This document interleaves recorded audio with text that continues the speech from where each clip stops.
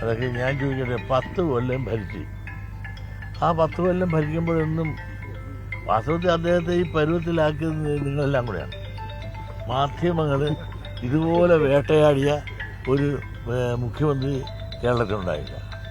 ഇഷ്ടമില്ലാത്ത അച്ചി തൊട്ടതെല്ലാം കിട്ടുമെന്ന് പറഞ്ഞ പോലെ പിണറായി വിജയൻ എന്ത് ചെയ്താലും എന്നെ അദ്ദേഹത്തിൻ്റെ വണ്ടി കയറ്റില്ല അത് കുറ്റം, വണ്ടി നിറക്കിയാൽ കുറ്റം, നോക്കിയാൽ കുറ്റം, നോക്കാതിരുന്നാൽ കുറ്റം, അങ്ങനെ എല്ലാം കുറ്റങ്ങൾ മാത്രം. 10 കൊല്ലം നിങ്ങൾ വേട്ടയാടില്ലേ? വാസ്തവത്തിൽ അദ്ദേഹത്തിന് ഈ പരുവത്തിലാക്കിയത് പ്രധാനം നിങ്ങൾ തന്നെ, മാധ്യമങ്ങൾ തന്നെയാണ്.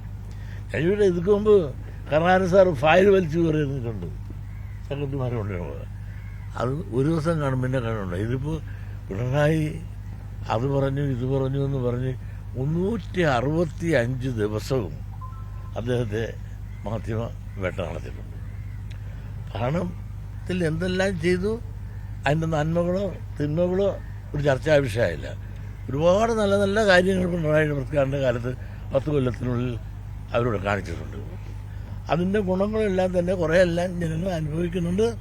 പലതും അത് അറിഞ്ഞില്ല എന്ന് അല്ലെങ്കിൽ അറിയിക്കാനും പലപ്പോഴും മാധ്യമങ്ങൾ തയ്യാറായിട്ടില്ല. അതെല്ലാം പോട്ടെ, ഏതായാലും ഇടതുപക്ഷം തരിപ്പണമായി, അത് നമ്മൾ അംഗീകരിച്ചേ പറ്റൂ. UDF നല്ല ഭൂരിപക്ഷം കിട്ടി. അവർ UDF ഭരിക്കട്ടെ, അവർക്ക് ഭരിക്കാനുള്ളൊരു മാൻഡേറ്റ് ആണല്ലോ ഇപ്പോൾ ജനം കൊടുത്തിരിക്കുന്നത്.